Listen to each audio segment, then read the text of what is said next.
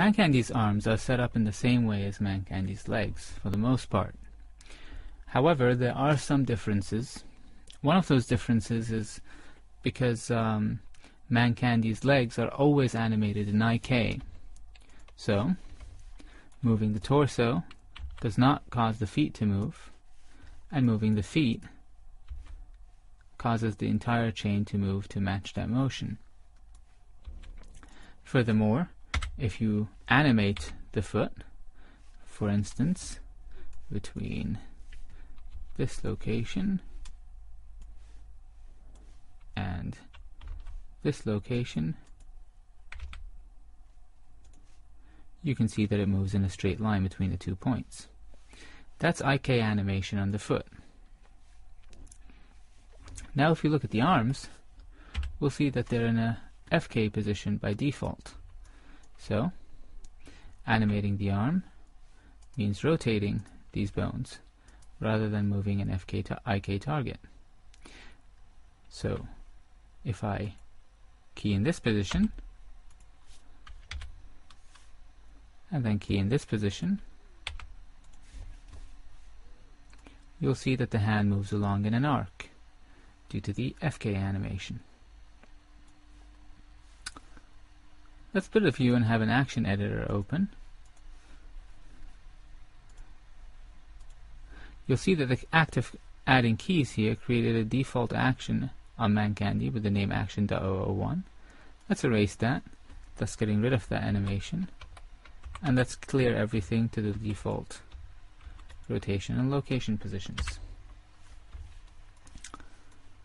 One interesting thing about the arms is that there is an extra constraint on the hand called a targetless IK constraint. I'll delete it and re-add it so you can see what it does. Basically, selecting the hand bone and hitting Ctrl-I gives me the option to add a targetless IK constraint. And before it's ready for use, I have to tweak it a bit because this is not the effect I want from it. So I'll uncheck Use Tip and make the chain length 2. Basically, it looks like I'm using IK for positioning the hand. In actuality, this is still an FK controlled chain. And for instance, even if I move the hand here, I can still rotate these bones, unlike with IK. However, what this targetless IK does is that it gives me a shortcut to posing the hand if I don't want to rotate each joint independently. So targetless IK only works in transform and not for interpolation. Normal transform in FK is achieved by rotating each joint and even scaling it if you wish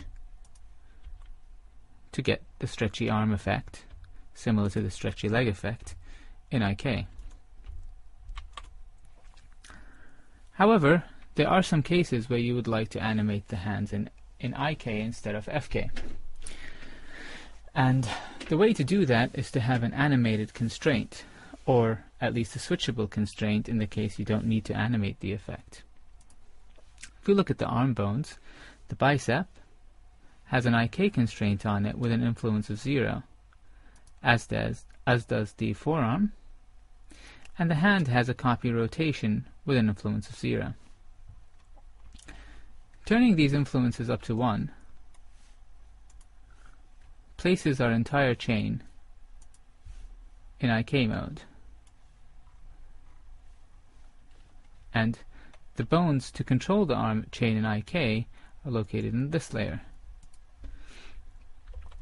There's nothing super special about these IK constraints. They're very similar to the IK set up on the legs.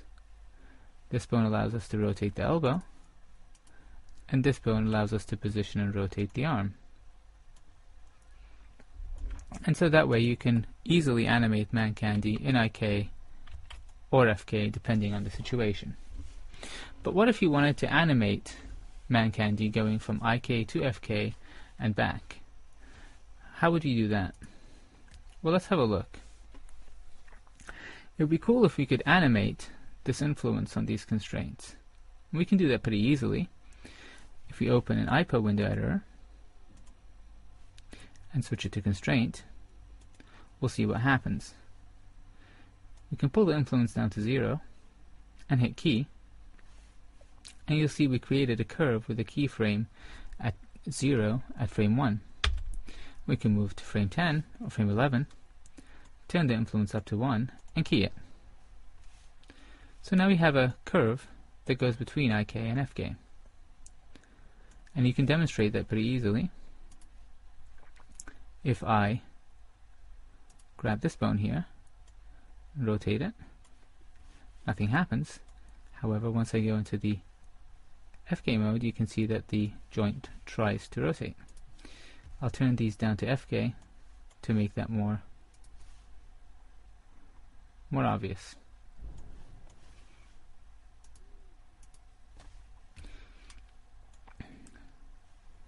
So you can see the IK constraint becoming effective because of the animated constraint.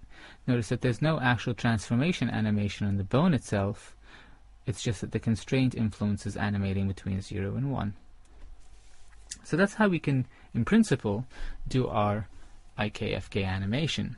However, it would be nice to have that controlled by an external object or a control that lets you just click on the screen, such as this slider here, and just move between IK and FK easily.